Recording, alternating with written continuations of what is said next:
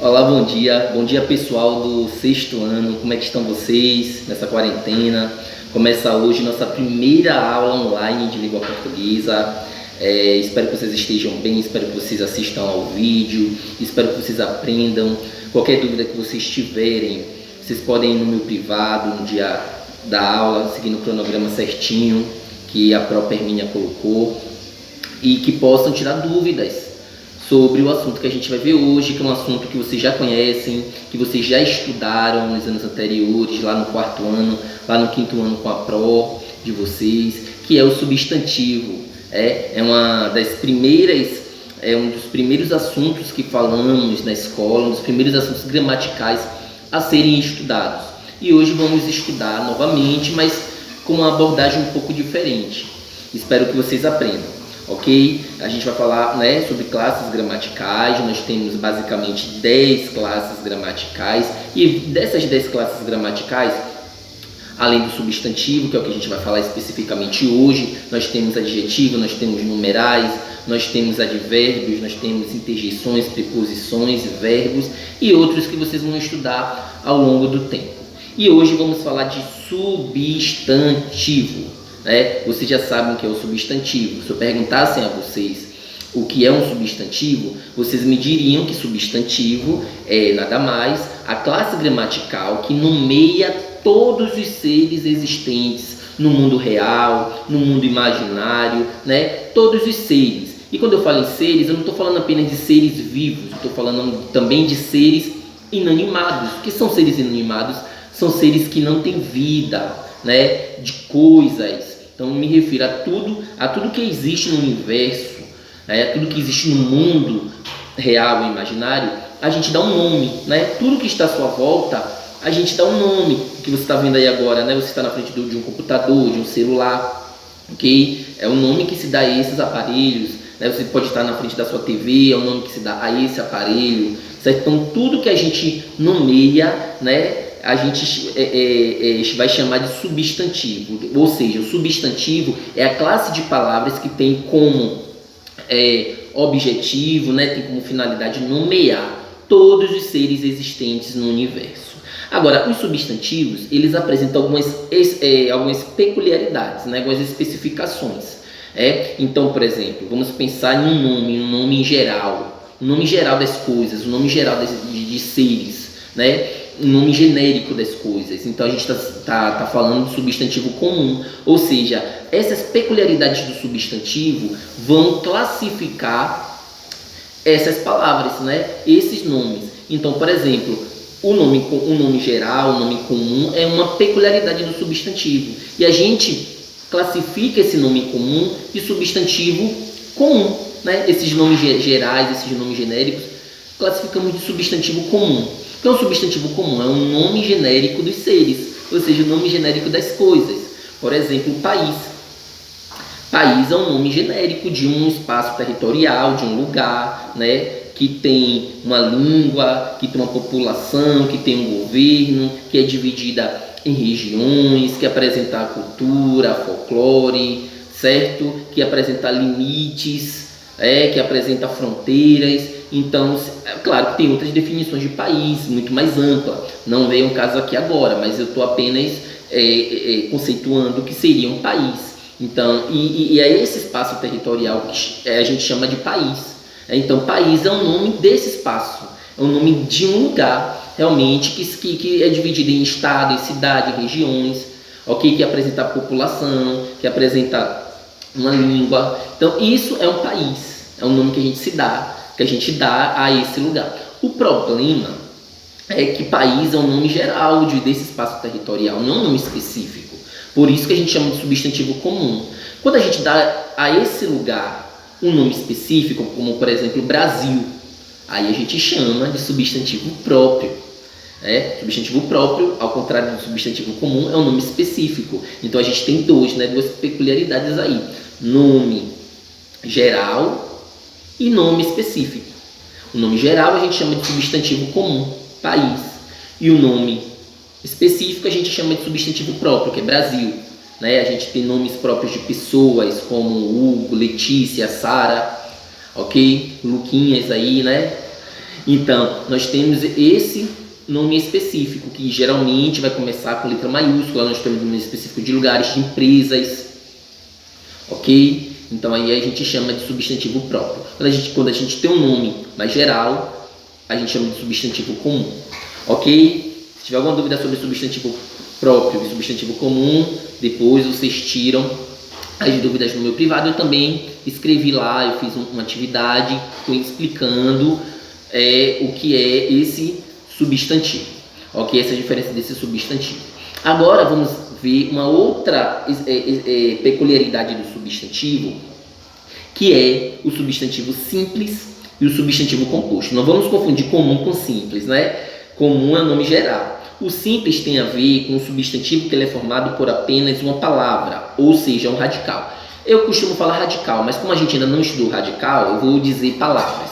Futuramente vocês vão entender o que é radical e aí vocês vão entender melhor o que o professor está querendo dizer. Mas, por exemplo, quando você pega um substantivo formado por uma palavra, eu tenho um substantivo simples. Por exemplo, a palavra roupa. Roupa é um substantivo, é um nome que a gente dá às nossas vestimentas, é um substantivo, ok? É um substantivo também comum, que é um nome geral de um objeto, de uma vestimenta, mas também é um substantivo simples porque é formado por apenas uma palavra. Ao contrário, por exemplo, de guarda-roupa. Guarda-roupa é um nome composto. Você tem um substantivo apenas, mas esse substantivo é formado por duas palavras ou dois radicais. Então, quando você formados por guarda, né, e formados por roupa. Então, aí você tem um substantivo composto. Observe que esse substantivo composto ele não apresenta o hífen. O que é o hífen? O hífen é aquele tracinho que separa uma palavra de outra, como por exemplo micro-ondas. No passado, micro-ondas, né, que é uma palavra composta, que é um substantivo composto, no passado não havia essa separação com esse tracinho que a gente chama de hífen. Mas com a nova regra ortográfica, passou a ter esse hífen. Por quê? Porque micro termina com O e ondas começa com O. Então, quando você tem uma palavra que termina com uma vogal e a outra palavra começa com a mesma vogal que a palavra anterior terminou, então nós temos esse hífen separando as duas palavras. Então, nós temos o composto separado pelo hífen e temos o composto sem o hífen, como no caso de passatempo. Né? Passatempo é aquele joguinho, passatempo também é aquele biscoito, né? Muito gostoso que a gente gosta de comer no intervalo. Então, o que é um passatempo?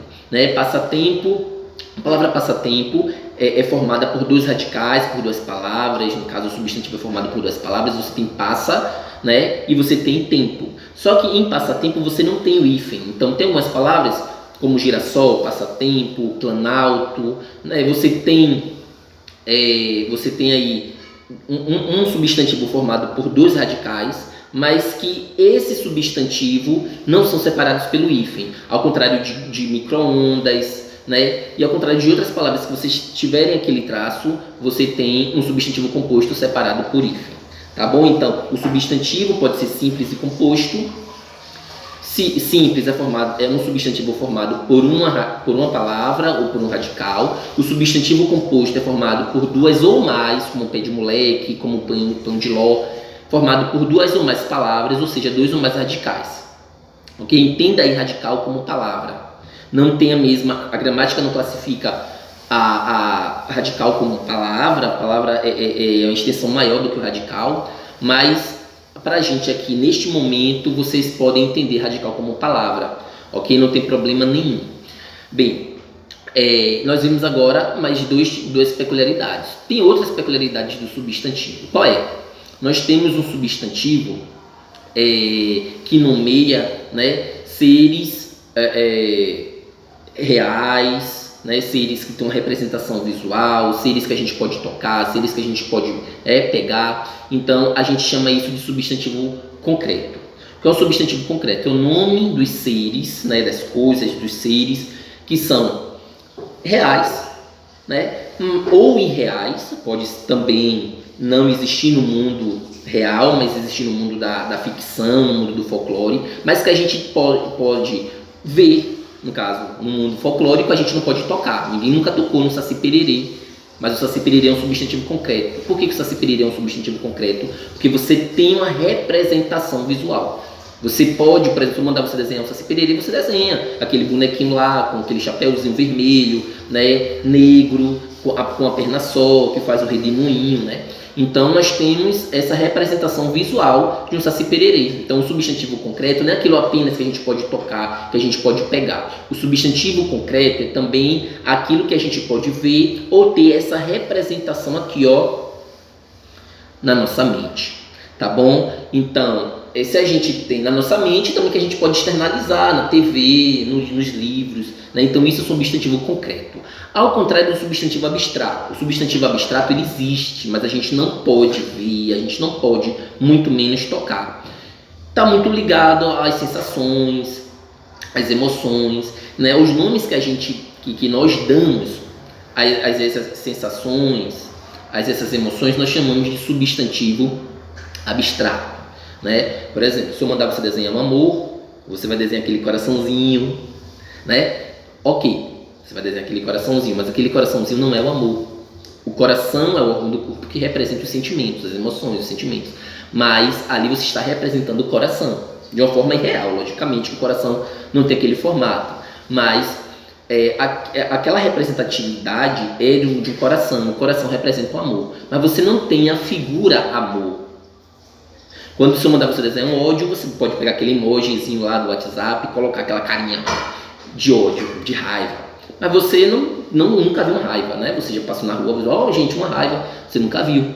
Porque raiva é abstrato, é um nome que se dá a um ser abstrato, tá bom? Que existe, que a gente pode sentir de uma forma interna, de uma forma externa, mas que a gente não pode ver, a gente não pode tocar. Então é abstrato. Tá bom? Então essa é uma das peculiaridades do substantivo. O substantivo pode ser concreto, o substantivo pode ser também abstrato. Temos também uma outra peculiaridade do substantivo, que é o substantivo primitivo e o substantivo derivado.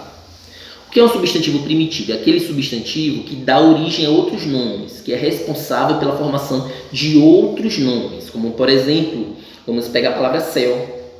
Céu é um substantivo, porque é um nome que a gente dá aquela dimensão lá em cima, né? Que só o professor de geografia e de física que pode explicar. Mas todo mundo aqui sabe que é um céu, ok? Só que céu é um substantivo. Ele é um substantivo primitivo. Por que é um substantivo primitivo? Porque ele dá origem a outras palavras, como, por exemplo, celeste.